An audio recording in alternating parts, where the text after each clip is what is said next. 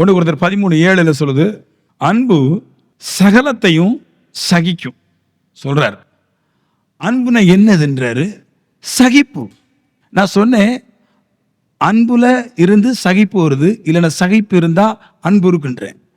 அன்புல 2 இருக்குது. ஒன்று தன்னைத்தான் நேசிப்பது. ஒரு மனுஷன் தன்னை நேசிக்கணும். ஃபர்ஸ்ட் முதல்ல தன்னைத்தானே அன்பு கூறணும் இல்லையா? நான் ஸ்டைலா இருக்கணும், நான் நல்லா இருக்கணும், நான் டக்குன்னு வயசாயிடக்கூடாது, எப்பவுமே இளமையா இருக்கணும், நிறைய விலை உள்ள கண்ணாடி போடணும், நல்லா ஷூ போடணும், இதெல்லாம் தன்னைத்தான் அன்பு கூறுற மனுஷன் நினைக்கணும். புரியுதா? அப்படி தன்னைத்தான் அன்பு கூறுற மனுஷன் எத்தனை உபத்திரங்கள் வேதனை வந்தாலும் அதை சகிப்பான். சகிப்புல ஒரு வகை பொறுமையோடு கூட அந்த பிரச்சனைகளை ஏற்றுக்கொள்வான். ஏன்னா நான் நல்லா இருக்கணும்னா நிறைய விஷயங்களை பொறுமையோடு போனா தான். அதுல சகிப்புல ஒரு விதம் தான் பொறுமை. நிறைய விஷயங்கள் எனக்கு வரும், அந்த விஷயங்கள் எல்லாவற்றையும் நான் பொறுமையோடு கூட கடைப்பிடிச்சு போயிட்டே இருந்தா அதுக்கு பேரு சகிப்பு. அது எனக்கு மிகுதியான பலன்களை தரும். நம்ம எங்க டேலண்ட் உள்ளவனா இருக்கேன்னா, நீ ஜெபத்துல பூஜ்யமா இருந்தா கூட பரவாயில்ல, கேரக்டர்ல 100% இருக்கும். ஏமேன். அப்படிப்பட்ட ஒரு ஒரு ஒரு ஒரு ஒரு பவர்ஃபுல்லான ஒரு வாழ்க்கை 100% நன்மைகளை தரும். நான் சொல்லுவேன், அந்த மனுஷனை தேடி கர்த்தரே வருவார். தன்னை தான் நேசிக்கிற மனுஷன், தான் நல்லா இருப்பதற்கு எந்த பிரச்சனையும் பொறுமையோடு கூட ஏற்றுக்கொண்டு போற மனுஷன் கண்டிப்பா கண்டிப்பா சொல்றேன், அந்த மனுஷனை கர்த்தர் தேடி வருவார். ஃபர்ஸ்ட் இதெல்லாம் நிறைய பேர் செய்யறது கிடையாது இல்லையா? முதல்ல தன்னையே ஒரு மனுஷன் தன்னைத்தானே அன்பு கூறுவது கிடையாது இல்லையா? சில நேரத்தில் சண்டை வரும்போது, பிரச்சனை வரும்போது சொல்லுவோம், நான் செத்தாலும் பரவாயில்ல, 2 ஒன்று பார்க்க போறேன் அப்படி சொன்னாலே அவன் தன்னை சிநேகிக்கல அர்த்தம். 10 கற்பனையில 3 கற்பனை தான் இருக்கு. ஒன்று பிதாவை தேவனை அன்பு கூறு, ஒன்று தன்னை அன்பு கூறு, 3வது பிறர் அன்பு கூறு. இதான் ஃபுல் கற்பனை. கற்பனை சரியில்லை, 2வது கற்பனையில பாதிலேயே சரியா இருக்கும். நீங்க கடவுளை அன்பு கூறுறது பரவாயில்ல, மற்றவங்களும் அன்பு கூறுறது பரவாயில்ல, உங்களே நீங்க அன்பு கூறுங்கன்றாரு. ஃபர்ஸ்ட் உங்களை நீங்க அன்பு கூறுங்க, நான் நல்லா இருக்கணும். அதுக்கு ஃபர்ஸ்ட் டெவலப் பண்றதுக்கு அஸ்திவாரம் சகிப்பு. பேசதான் செய்வாங்க, தேவையில்லாத பிரச்சனை வரும், நம்மளை பார்த்தாலே சில பேருக்கு பிடிக்காது, என்ன பண்றது, கேட்டுட்டு போக வேண்டியதுதான். அந்த சகிப்பு தேடி கர்த்தர் வருவார். நீங்க நம்புறீங்களா இல்ல? ஏன்னா கற்பனை கொடுத்தது அவர் தான். என்ன அன்பு கூறு, நீ உன்னை அன்பு கூறு, மற்றவங்களை அன்பு கூறு, மற்றதை நான் பார்த்துக்கிடுறேன். அப்ப கண்டிப்பா என்னை நான் அன்பு கூர்ந்தால் கர்த்தர் என் இடத்துல கண்டிப்பா வருவார். சில பேருக்குலாம் நல்ல ட்ரெஸ் இல்லை, நல்ல ஷூ இல்லை, நல்ல கார் இல்லை, நல்ல பைக் இல்லை, ஒன்றும் கிடையாது. ஏன்னா அன்பு கூறுறது கிடையாது. எப்படியோ வாழ்ந்துட்டு போவோம், வந்துட்டோம், இது சாக வேண்டியதான். நாள் பக்கத்துல வந்துருச்சு, 40 வயசு வந்துச்சுன்னா அவங்களே கையை தட்டிக்கிட்டாங்க, இன்னொரு 20 வருஷம் போவோம், அப்படியே போக வேண்டியதுதான். நான் நினைப்பேன் 40 வருஷம் தானே வந்திருக்குது, இன்னொரு 80 வருஷம் வாழ வேண்டி இருக்குது, நல்ல லக்ஸஸ் வண்டி வேணும் அப்படின்னு நினைப்பேன். ஆமென் சொல்லுங்களேன். சோ டாப் தன்னைத்தான் நேசிக்கிற மனுஷனை கர்த்தர் தேடி வர்றாரு, நன்மையில கொடுக்குறாரு. பைபிள் ஒரு வார்த்தை சொல்றேன் சரியா, வெரி இன்ட்ரெஸ்டா இருக்கு.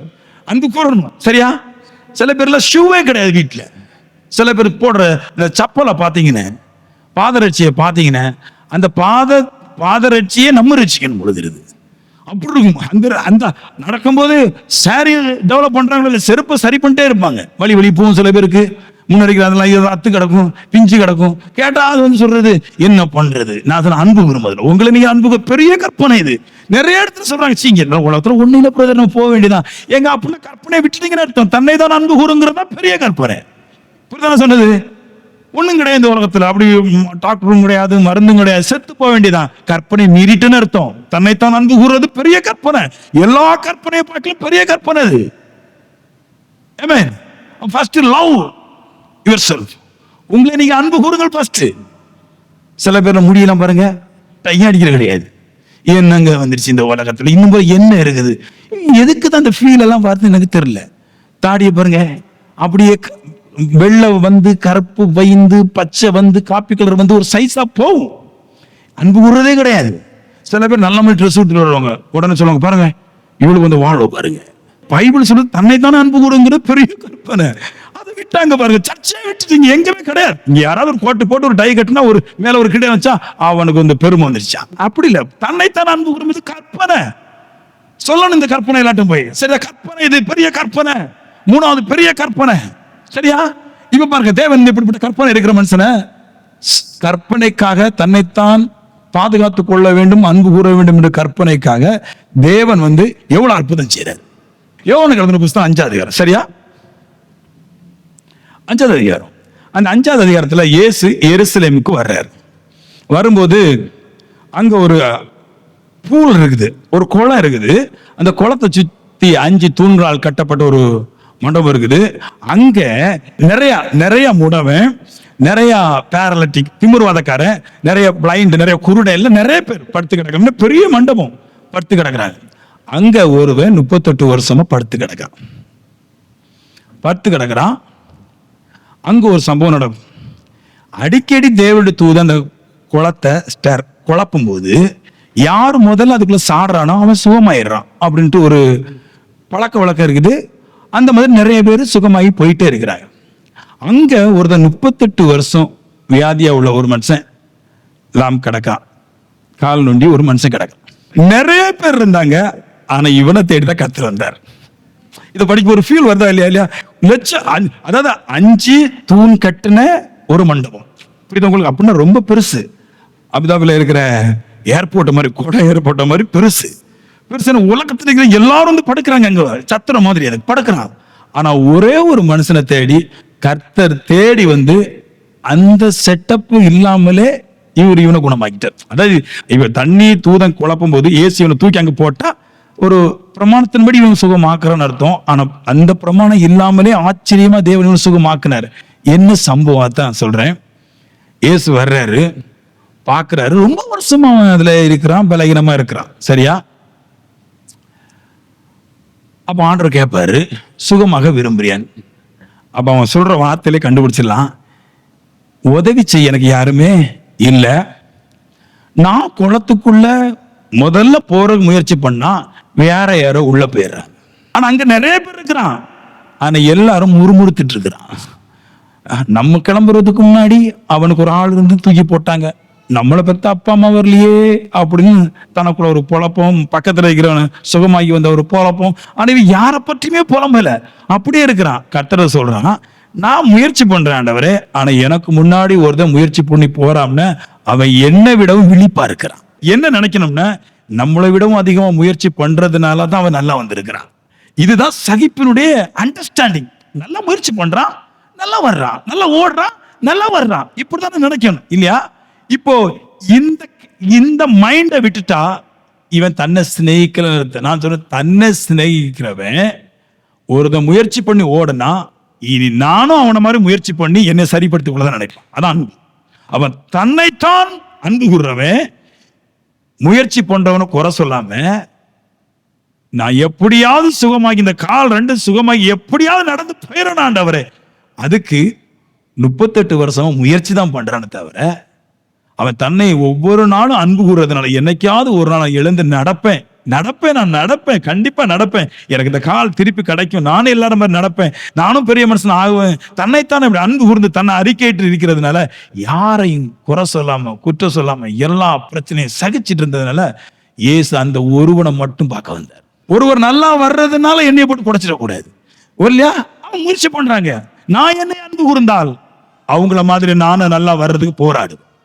அன்பு இப்படிப்பட்ட சகிப்பை தந்து மற்றவங்கிட்ட இருக்கிற அந்த டேலண்ட தனக்காகவும் பயன்படுத்துவதற்கு முயற்சி பண்றது. தன்னைத்தான் அன்பு கூறுறவன் எல்லாத்தையும் சகிப்பான். அன்பு கூறுறவன் சரியான அப்ரோச் பண்ணணும், அப்பதான் ஜெயிக்க முடியும். நல்லா வேலை செய்யறது முக்கியம், நல்லா ஜெபிக்கிறது முக்கியம், அதை பார்க்கல சகிக்கிறது 100% முக்கியம், ரொம்ப இம்பார்ட்டன்ட்.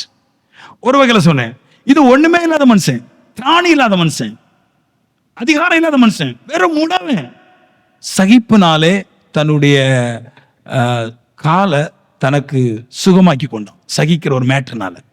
ஒண்ணு இல்லாதவங்க நம்ம நடக்கலாம். சில எண்ணத்தை ஆண்ட இருக்குது, ஆண்ட ஒண்ணு இல்லையா நான் முன்னேற மாட்டோம்னு. இதெல்லாம் நான் நினைச்சிருந்தேன்னா இன்னைக்கு நான் அங்க இருந்திருப்பேன், அங்கிருந்து யாரா இங்கிருந்து பிரசங்கம் பண்ணியிருப்பான். நான் நினைச்சேன், ஆண்டவர் என்ன இல்லை, உங்களோட வார்த்தை இருக்குது. ஏமேன். அன்புன்னு ஒண்ணு இருக்குது, அதுல சகிப்புன்னு ஒண்ணு இருக்குது, பொறுமைன்னு ஒண்ணு இருக்குது, நீடிய சாந்தம்னு ஒண்ணு இருக்குது. அது என்னை உயர்ந்த ஸ்தானத்துக்கு கொண்டு போகும். யார் என்ன வேணாலும் பேசு, காதல கேட்கவே மாட்டேன். கர்த்தர் சொன்ன மட்டும் தான் காதல கேட்பேன். ஒன்றுமில்லாத மனுஷனை உயரத்துல கொண்டு வைக்கும் தேவனுடைய வார்த்தை. சார், அதுக்கு எப்ப நம்ம ஒபே பண்றோமோ, எப்ப கீழ்படுறோமோ அப்ப வளர்ந்துடுறோம். ஆமென்.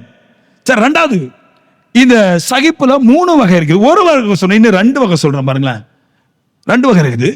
இன்னொரு சகிப்பு, எனக்கு டேலண்ட் இருக்குது, எனக்கு பவர் இருக்குது, எனக்கு அதிகாரம் இருக்குது, எனக்கு பணம் இருக்குது, சகல ஆற்றலும் எனக்கு இருக்குது. இப்படி இருக்கும்போது என்னை ஒருவன் சோதிக்கும் போது, எனக்கு ஒருவன் கஷ்டத்தை கொடுக்கும் போது நான் அந்த இடத்துல சகிச்சா அதுவே பிரீதி. பைபிள் சொல்லுது, ஒருவன் பொறுமையோடு இவைகளை சகிச்சா அதுவே பிரீதினா அதுதான் நான் வெற்றி இல்லையா? அது எப்படி பாருங்களேன், எனக்கு ஃபுல் பவர் இருக்குது, இல்லை என்ன வேணாலும் செய்ய முடியும், யாரையும் கொல்ல முடியல, ஃபுல் அதிகாரம் இருக்குது. ஆனா ஒருவன் சின்னதாட்டு ஒரு பலகீனமோ பெருசாட்டு ஒரு பலகீனமோ செஞ்சா கண்டிப்பா அந்த இடத்துல சகிப்பு வராது.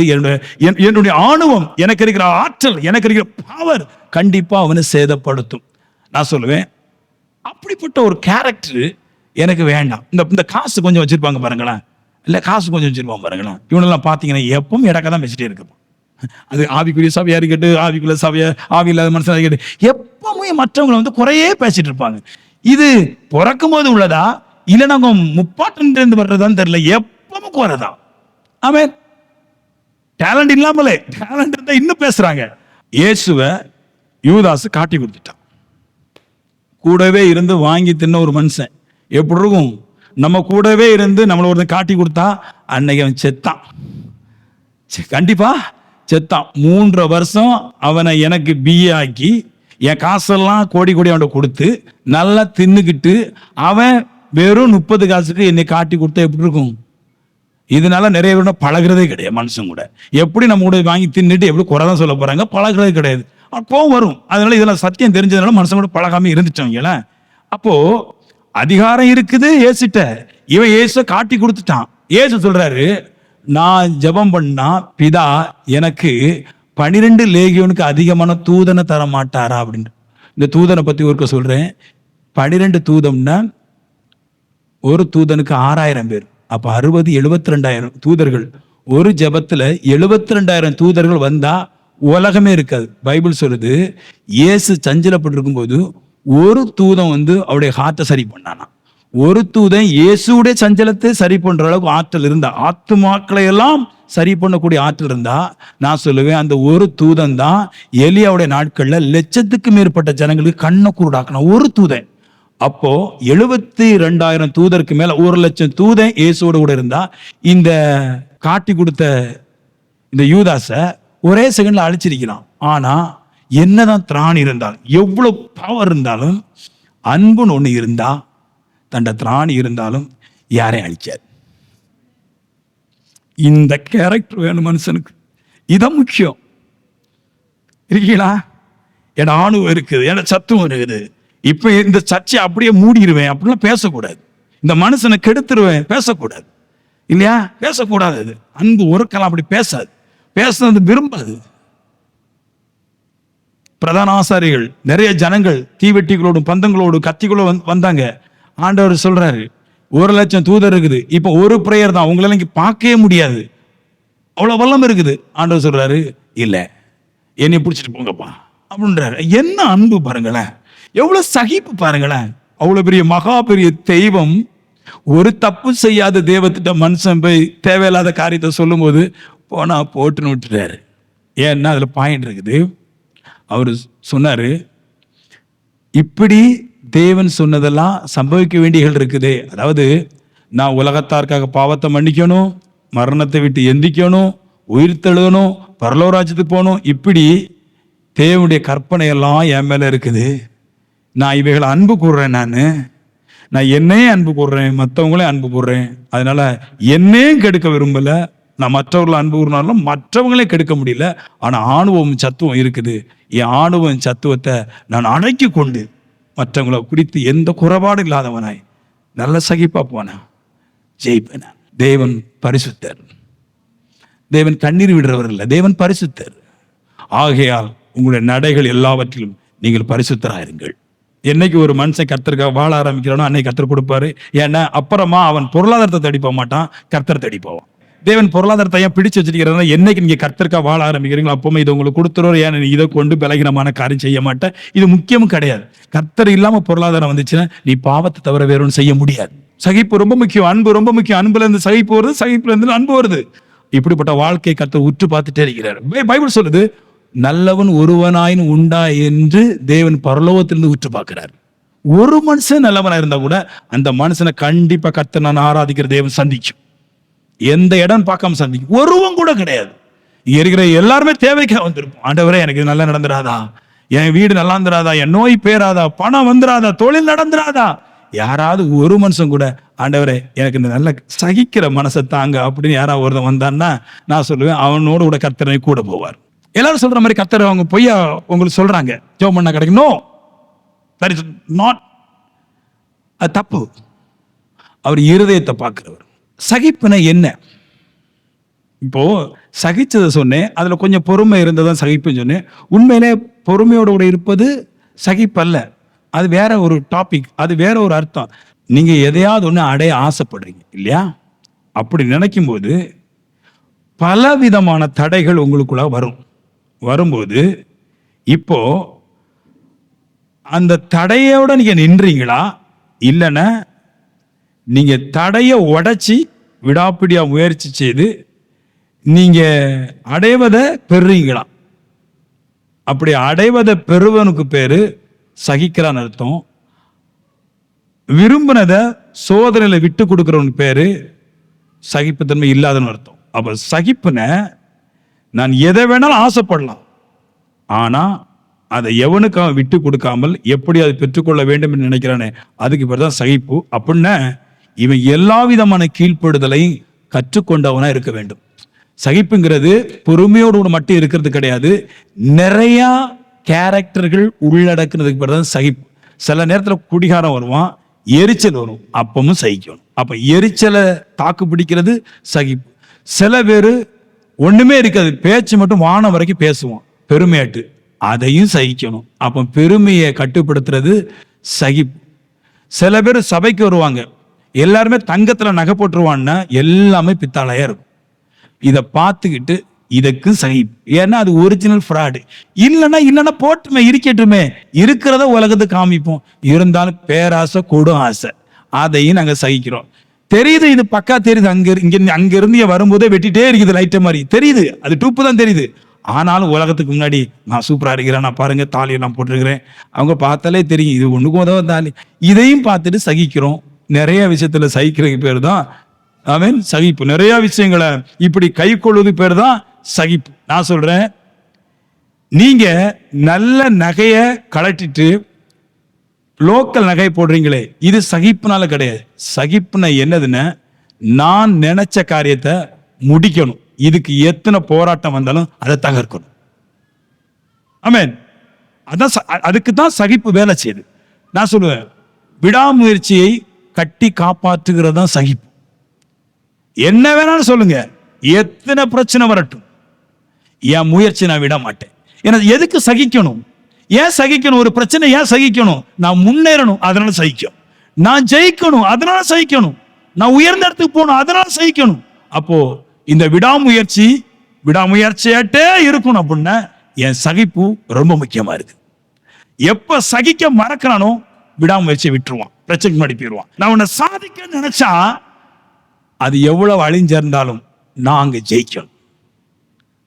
அழுறது மனுஷன் அல்ல, அது முயற்சி போயிட்டு அர்த்தம். நான் சாதிக்கணும் ஓடுறான் பாரு, தன்னை தான் நேசிக்கிறான் பாரு, அந்த தன்னை நேசிப்பதற்கு தடையா இருக்கிற எந்த பலகீனத்தையும் வெளியே போட்டுருவான். அப்ப வேதம் சொல்லுது, பைபிள் ஒரு வார்த்தை இருக்குது, இந்த உலகத்தை ஜெயிச்சவங்க தன்னை பாதுகாத்து கொண்டுதான் ஜெயிச்சாங்களாம். இந்த உலகத்தை ஜெயிக்கணும்ன்ற ஒரு ஆணித்தரமான ஒரு பவர்ஃபுல் மெசேஜ் இருக்கு. தன்னை தான் நேசிக்கிற ஒரு மனுஷன் எல்லா பாவத்துக்கும் விலை கொடுவான், அப்பதான் அவன் ஜெயிப்பான். மாம்ச டேலண்ட் கத்துறது கொடுக்காது, ஆவியின் டேலண்ட் தான் கத்துற கொடுக்கும். ஆவியை ஒடுக்கிற மனுஷன் தான் அந்த உலகத்தை ஜெயிப்பான். எனக்கு எதுவுமே இல்லைங்கிற ஃபீல் வரக்கூடாது, எல்லாம் என்கிட்ட இருக்குது அப்படின்ற ஃபீல் தான் ஒரு நாள் தான் ஒருத்தனை காப்பாற்றும். அப்ப நான் சொன்னேன், சகிப்புன்னு என்னது? என்னுடைய விடாமுயற்சியை வெற்றியை மாற்றுவதற்கு சகிப்புத்தான் 100% பவர். அன்பு என்ன செய்யுது அப்படின்னு சொன்னேன், எல்லா தடைகளையும் தாண்டி விடாமுயற்சி செய்து பொறுமையோடு கூட சகிச்சு தன்னோட இலக்கை காப்பாற்றுகிறது. 1 கொரிந்தியர் 13:8 அன்பு ஒரு காலமும் ஒளியாது. இங்கிலீஷ்ல வரும், அன்பு நோ ஃபெயில் அப்படின்னு, தோக்காது. அன்பு ஒளியாது, அன்பு தோக்காது. நம்ம புருஷன்மார்க்கு வெளிநாட்டுல இருந்து காசு அனுப்பலைன்னா அன்பு போச்சு, ஃபெயில் ஆயிரும். வெளிநாட்டில் இருக்கிற புருஷன்மார்ட்ட கேளுங்க, கரெக்டான டைமுக்கு காசு அனுப்பலைன்னா அன்பு அவங்களுக்கு தெரியும் ஃபெயில் ஆயிட்டு. ஏன்னா பேச்சில் எகத்தான இருக்கும். நான் ஒரு மனுஷன் அன்பு வச்சிருந்தா அவர் எப்படிப்பட்ட பலகீனத்தை எனக்கு செலுத்தினாலும் நான் அவர் மேல அன்பு வச்சிருந்தா அந்த அன்பு ஒழியாது. அவர் என்ன கேடு எனக்கு உண்டாக்குனாலும் அன்பு ஒரு காலம் ஒழியாது. உங்க பிள்ளைங்க சொல்லலாம், அம்மா நான் அன்பா இருக்கிறேன், அது ஒன்றும் கீழ்ப்படியாது. எது பேசிட்டே இருக்கும். கேட்டா சொல்றது, நாங்க இப்போ புதிய உலகத்துல வந்திருக்கிறோம், நீங்க பண்டைய காலத்தில் உள்ள ஆட்கள், உங்களுக்கு என்ன தெரியும்? நீங்க சக்கடா வண்டியில பயணம் செய்றீங்க, நீங்க இப்போ நாங்க வந்து ஐபோன்ல பயணம் செய்யறோம், எங்களுக்கு பார்த்து உங்களுக்கு என்ன தெரியும்? நீங்க முன்னாடியெல்லாம் ஒவ்வொன்று கத்தி பேசுவீங்க, நாங்க இப்ப எல்லாமே ஐபோன்ல மறைச்சே பேசுறோம். அதனால நாகரிகத்துல நாங்க வந்திருக்கிறோம், அதனால உங்களுக்கு என்ன அன்பு தெரியும்? எங்க அன்பு ஒரு காலம் ஒழியாதுங்க. அன்புன்னு ஒன்று இருக்கிறது இருந்தா, அன்புங்கிற ஒரு மனுஷன்ட்ட இருந்தா, நான் ஒரு மேட்ட அன்பு வைக்க வைங்களேன், என்னை கொன்னாலும் என் அன்பு அவரை விட்டு மாறாது. அவரே என்னை கொன்னாலும் என் அன்பு அவரை விட்டு மாறாது. அன்பு தோக்காது. அன்பு தோக்காதுன்னு அதுக்கு முக்கிய அர்த்தம் சொல்றேன். இப்ப நான் என் பையன் மேல அன்பு வச்சிருக்கிறேன், அன்பு மேல அன்பு வச்சிருக்கிறேன். இந்த அன்பு தோக்காதுங்கிற அர்த்தம் என்னது? நான் வச்சிருக்கிற அன்பு அவனை ஒரு காலமும் தரித்திரன் ஆக்காது. என் அன்பு என்னது என்பது அவன் விளங்க பண்ணது, ஒழியாது. அன்பு கியூ. நான் அன்பு வச்சிருக்கிறேன், அதுக்கு நிச்சயமா ஒழியாது. சாகிற வரைக்கும் என் அன்பினுடைய அளவு, நாளம், நீளம், உயரம் இன்னது காமிப்பேன். நான் அன்பு வச்சிருக்கேன், படுத்துட மாட்டேன். நான் அன்பு கியூ, அன்பு கொடுக்கும். நான் என் பிள்ளை மேல அன்பு வச்சிருக்கிறேன். என் அன்பு என் பிள்ளைக்காக பிரயாசம் நான் சாகும்போது மட்டும்தான் ஒழியும். ஒருவேளை நான் உயிர் தெழுந்தாலும் மறுபடியும் என் பிள்ளைங்களத்துல என் பிள்ளைங்கள் காசுக்காக என்ன கொண்டாலும் என் அன்பு அவங்களை விட்டு தனியாது. அதான் அன்பு ஒழியாது. எவ்வளவு பெரிய கொடூரமான காரியம் வந்தாலும் அன்பு ஒழியாது. நான் ஒரு தண்ட பழகின அவன் என்னை கொண்டு போட்டாலும் அன்பு ஒழியாது. எங்க அன்புங்கிறது இழக்கிறதுங்க, ஒழியாது. அதாவது நான் ஒருவர்கிட்ட அன்பு வச்சிருக்கும் போது அவர் எவ்வளவு கேடு, எவ்வளவு வாங்கினாலும், என்ன பண்ணாலும் ஒழியாது. இயேசு செத்துட்டார் இல்லையா?